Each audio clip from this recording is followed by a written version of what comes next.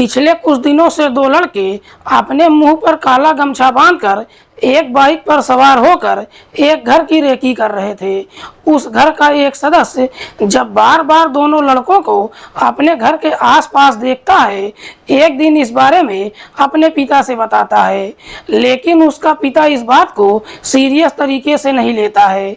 लेकिन जैसे ही कुछ दिन का समय गुजरता है, आखिरकार एक दिन घर के अंदर ही उसकी बहू की बड़ी ही बेरहमी से हत्या कर दी जाती है।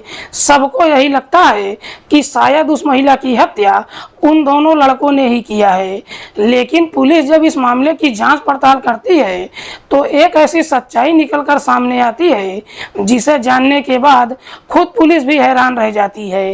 वाकई में दोस्तों, आज की जो कहानी है ये आपके भी शरीर के रोंगटे खड़े कर देने वाली है। नमस्कार, प्रणाम, मैं आपका भाई, आपका दोस्त अभय, और आप देख रहे हैं द कीप क्राइम। दोस्तों, आज की जो सच्ची कहानी मैं आपको सुनाने जा रहा हूँ, ये सच्ची कहानी है मध्य प्रदेश के इंदौर शहर की। इंदौर का रहने वाला है राहुल कुमार। बात कर रहा हूँ मैं 17 फरवरी की शाम के लगभग 4 बजे के आसपास की। दरअसल राहुल अपने मामा के घर पर शादी का कार्ड लेकर जाता है। राहुल के मामा का नाम है मनोहर पंचाल, जो कृष्णानगर कॉलोनी का रहने वाला है। कृष्णानगर कॉलोनी जो एरोडम थाना क्षेत्र में पड़ता है। शाम के 4 बजे राहुल जब अपने मामा के घर पर पहुंचता है तो देखता है कि घर का मुख्य दरवाजा खुला हुआ है, लेकिन घर के अंदर कोई दिखाई नहीं दे रहा है। राहुल दरवाजे पर खड़ा होकर कई बार आवाज भी लगाता है, लेकिन घर के अंदर से कोई जवाब नहीं आता है। इसीलिए राहुल घर के अंदर प्रवेश करता है और घर के सदस्यों को खोजते हुए जब किचन में जाता है तो किचन का नजारा देखकर राहुल एकदम से चीख पड़ता है। दरअसल किचन के अंदर मनोहर का बेटा मिथिलेश और उसकी बहू प्रियंका काफी गंभीर अवस्था में पड़े हुए थे। प्रियंका के शरीर से काफी मात्रा में खून भी बह रहा था।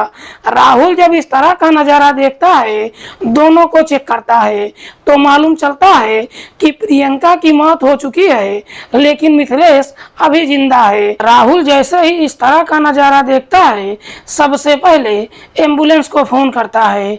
साथ ही साथ अपने कुछ दोस्तों को फोन करके उन्हें घटनास्थल पर बुलाता है। थोड़ी देर का जब समय गुजरता है, एम्बुलेंस तो नहीं पहुंचती है, लेकिन राहुल के कुछ दोस्त वहां पहुंच जाते हैं।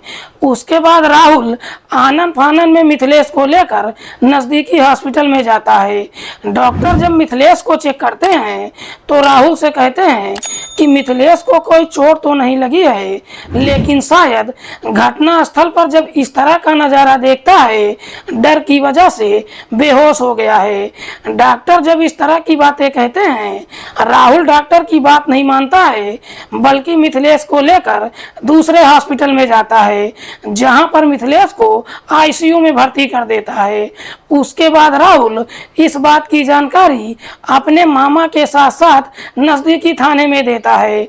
इधर पुलिस जब मनोहर के घर पर पहुंचती है और जब प्रियंका की डेड बॉडी को चेक करती है तो मालूम चलता है कि उसके शरीर पर किसी तेज धारदार हथियार से कई बार वार किया गया है। दरअसल डेड बॉडी के बगल में ही 2 चाकू भी पड़ा था, जिस पर खून भी लगा हुआ था। पुलिस जब घटनास्थल का मुआयना करती है तो मालूम चलता है कि घर का सारा सामान इधर उधर बिखरा हुआ है। कुछ गहने बेड के नीचे पड़े हुए हैं। पुलिस मनोहर से सवाल करती है कि घर का सामान चेक करके बताओ कि कौन कौन सा सामान गायब हुआ है। दरअसल घटनास्थल को देखकर पुलिस यही अंदाजा लगाती है कि प्रियंका की हत्या लूट के इरादे से किया गया है।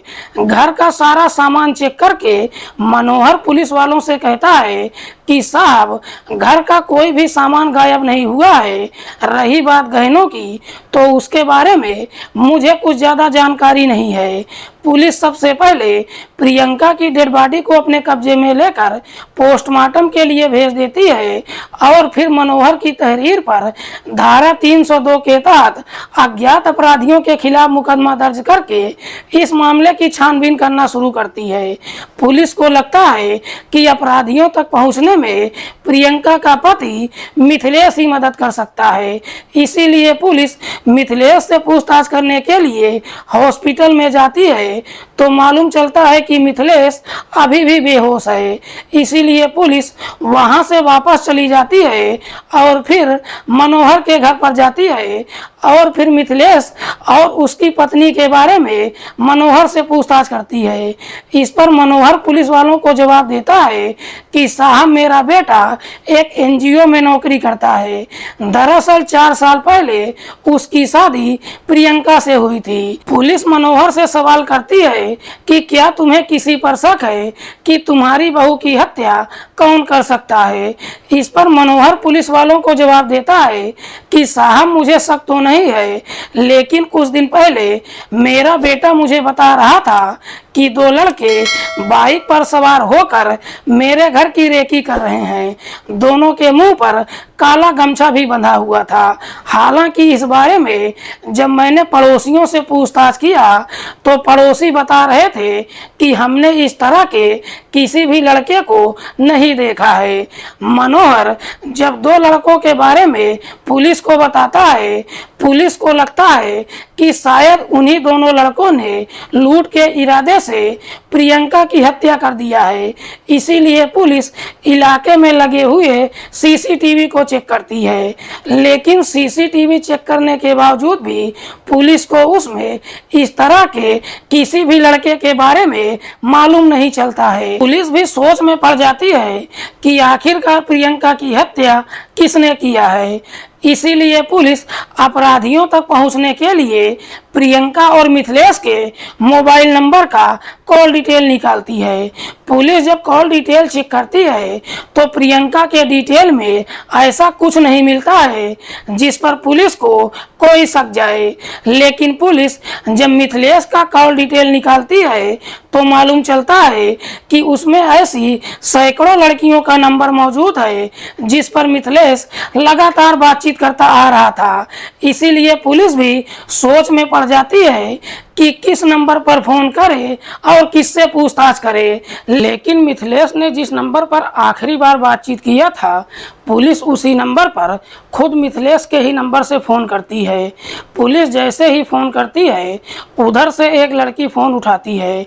इससे पहले कि पुलिस कोई सवाल कर पाती, वो लड़की जवाब देते हुए कहती है कि मिथिलेश, तुमने अच्छा नहीं किया। मुझे थोड़ा भी भरोसा नहीं था कि तुम अपनी पत्नी की हत्या कर दोगे। याद रखना, मेरा इसमें कोई हाथ नहीं है और आज के बाद तुम दोबारा कभी मुझे फोन भी मत करना। लड़की इतनी सी बात कहकर फोन कट कर देती है। पुलिस जब उस नंबर का डिटेल निकालती है तो मालूम चलता है कि वो नंबर किसी अनीता के नाम पर रजिस्टर्ड है, जो बाणगंगा इलाके की रहने वाली है। पुलिस इतना तो भरोसा कर जाती है कि प्रियंका की हत्या किसी और ने नहीं बल्कि उसके ही पति मिथिलेश ने किया है। इसीलिए पुलिस मिथिलेश से पूछताछ करने के लिए हॉस्पिटल में जाती है तो मालूम चलता है कि मिथिलेश अभी भी बेहोश है। पुलिस जब डॉक्टर से पूछताछ करती है तो डॉक्टर पुलिस वालों को जवाब देते हैं कि साहब, मिथिलेश को कुछ भी नहीं हुआ है, लेकिन समझ में नहीं आता है कि आखिरकार वो होश में क्यों नहीं आ रहा है। डॉक्टर जब इस तरह की बातें कहते हैं, पुलिस भी समझ जाती है कि मिथिलेश नाटक कर रहा है। इसीलिए पुलिस मिथिलेश से सच्चाई उगलवाने के लिए पुलिस भी नाटक करना शुरू कर देती है। दरअसल एक दिन पुलिस जब मिथिलेश से पूछताछ करने के लिए हॉस्पिटल में जाती है तो उस कमरे में उसकी मां भी मौजूद थी। पुलिस जैसे ही कमरे में प्रवेश करती है, मिथिलेश जब उन्हें देखता है, देखकर फिर से बेहोश हो जाता है, लेकिन पुलिस उसे देखकर समझ जाती है और उसके साथ नाटक करती है। दरअसल पुलिस जब कमरे से बाहर निकलती है तो निकलने से पहले ही मिथिलेश की मां को बाहर भेज देती है और फिर अपने एक कांस्टेबल को पर्दे के पीछे छुपा देती है और उसको एक मोबाइल दे देती है।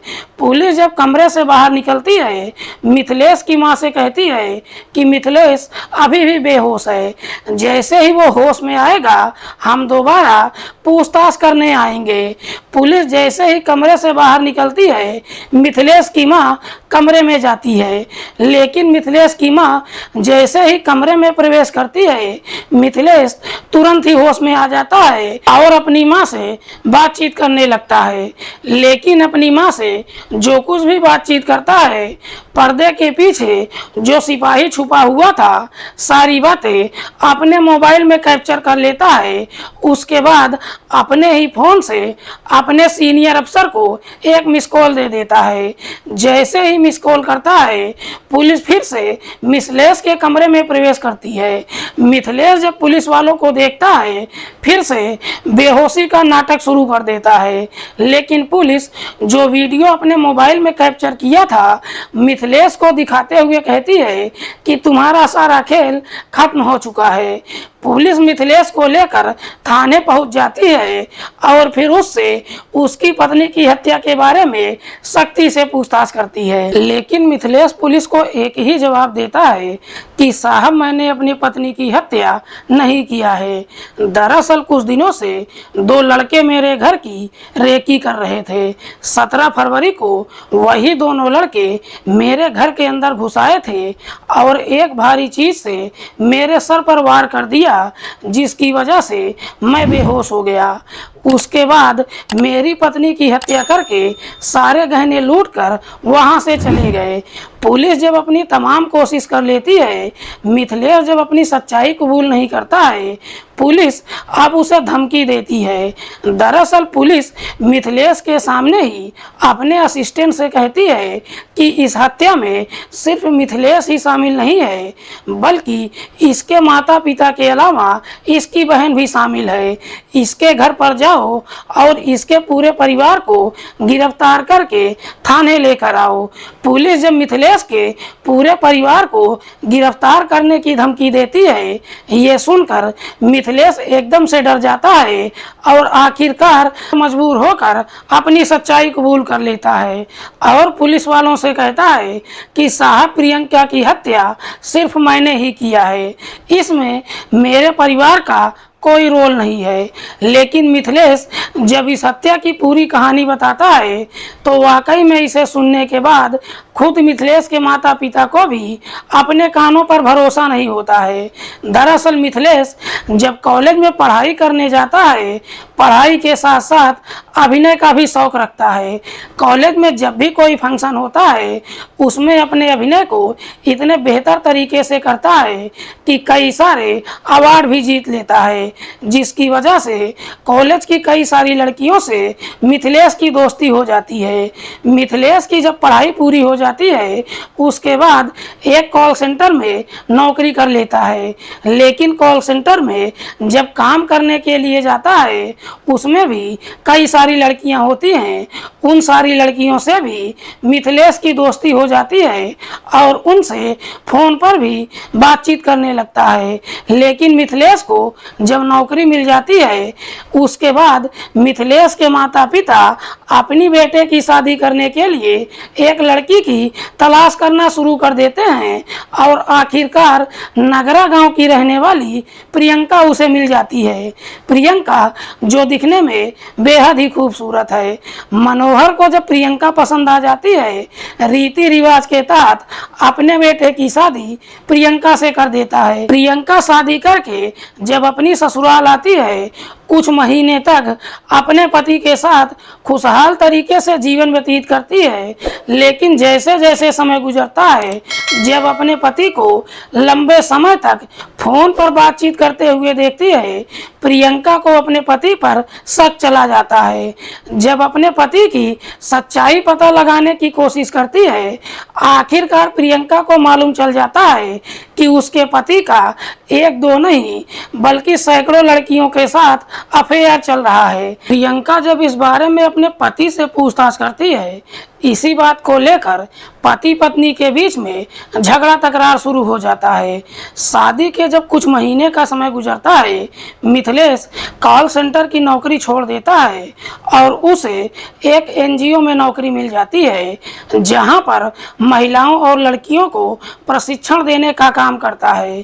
प्रशिक्षण के बाद उन महिलाओं को नौकरी भी दिलाता है। इसी एनजीओ में मिथिलेश अपने काम का इतना बेहतर प्रदर्शन करता है कि उसे मध्य प्रदेश के मुख्यमंत्री से अवार्ड भी मिल जाता है। लेकिन एनजीओ में जब काम करने के लिए जाता है तो यहाँ भी मिथिलेश का कई सारी लड़कियों के साथ दोस्ती हो जाती है और कई लड़कियों के साथ प्रेम प्रसंग भी शुरू हो जाता है। लेकिन इसी एनजीओ में मिथिलेश की जब अनीता से मुलाकात होती है, मिथिलेश अनीता को देखकर इस प्रकार से उसका दीवाना हो जाता है कि उसे अपना दिल ही नहीं देता है, बल्कि उससे शादी करने का फैसला भी कर लेता है। लेकिन मिथिलेश अनीता से झूठ बोलता है कि मिथिलेश शादीशुदा नहीं है। जब अनीता से शादी करने के लिए कहता है, अनीता भी शादी करने के लिए तैयार हो जाती है। लेकिन मिथिलेश के सामने सबसे बड़ी समस्या ये खड़ी हो जाती है कि अपनी पत्नी के रहते हुए अनीता से शादी नहीं कर सकता है, क्योंकि मनोहर और उसकी पत्नी अपनी बहू से बेइंतहा मोहब्बत करते थे। उन्होंने अपनी बहू को लेकर जैसा सोचा था, प्रियंका बिल्कुल वैसी ही थी। लेकिन जैसे ही कुछ महीने का समय गुजरता है, अनीता को मालूम चल जाता है कि मिथिलेश शादीशुदा है। अनीता को जब मालूम चलता है कि मिथिलेश शादीशुदा है, अनीता मिथिलेश से शादी करने से इनकार कर देती है। तभी मिथिलेश के दिमाग में एक गलतफहमी हो जाती है कि शायद उसकी पत्नी के रहते हुए अनीता उससे शादी नहीं करेगी। इसीलिए मिथिलेश अपनी पत्नी को ही इस दुनिया से हटाने का तय कर देता है। उसके बाद एक सही मौके का इंतजार करने लगता है और अपने आप को बचाने के लिए एक षड्यंत्र भी बनाता है। दरअसल अपने काम को अंजाम देने से पहले अपने पिता से झूठ बोलने लगता है कि दो लड़के मुंह पर गमछा बांधकर बाइक पर सवार होकर आते हैं और अपने घर की रेकी करते हैं। दरअसल मिथिलेश अपने पिता से झूठी कहानी सिर्फ इसलिए बनाता है कि जब वो अपनी पत्नी की हत्या करेगा तो सबको यही लगेगा कि प्रियंका की हत्या उसने नहीं, बल्कि उन्हीं दोनों लड़कों ने किया है। जब कुछ दिन का समय गुजरता है, आखिरकार 17 फरवरी को उसे सही मौका मिल जाता है। दरअसल 17 फरवरी को मिथिलेश के नाना की मौत हो जाती है, जिसकी वजह से उसके माता पिता उसकी नानी के घर चले जाते हैं। घर में प्रियंका और मिथिलेश रह जाते हैं। 12 बजे के आसपास मिथिलेश अपनी पत्नी से झगड़ा तकरार शुरू कर देता है। जब दोनों के बीच में झगड़ा तकरार शुरू होता है, मिथिलेश इस प्रकार से गुस्से में आ जाता है कि गुस्से में ही किचन में जाता है और वहां से एक चाकू उठा कर लाता है और उसी चाकू से प्रियंका के ऊपर काफी जोर से वार कर देता है। लेकिन प्रियंका वहां से हट जाती है, जिसकी वजह से चाकू टूट जाता है। चाकू तो टूट जाता है, लेकिन मिथिलेश फिर से किचन में जाता है और दूसरा चाकू उठा कर लाता है और उससे प्रियंका के गले पर एक कई सारे वार कर देता है, जिसकी वजह से प्रियंका की घटनास्थल पर ही मौत हो जाती है। जब प्रियंका की मौत हो जाती है, उसके बाद मिथिलेश अपने कपड़े बदलता है, हाथ मुंह धोकर दूसरा कपड़ा पहन लेता है। तब तक शाम के लगभग 4 बज जाते हैं। इससे पहले कि मिथिलेश अपने घर से फरार हो पाता, 4 बजे के आसपास राहुल शादी का कार्ड लेकर अपने मामा के घर पर पहुंच जाता है और दरवाजे पर खड़ा होकर आवाज देने लगता है। इधर मिथिलेश जब राहुल की आवाज सुनता है, एकदम से डर जाता है और अपने आप को बचाने के लिए फिर से एक षड्यंत्र बनाता है।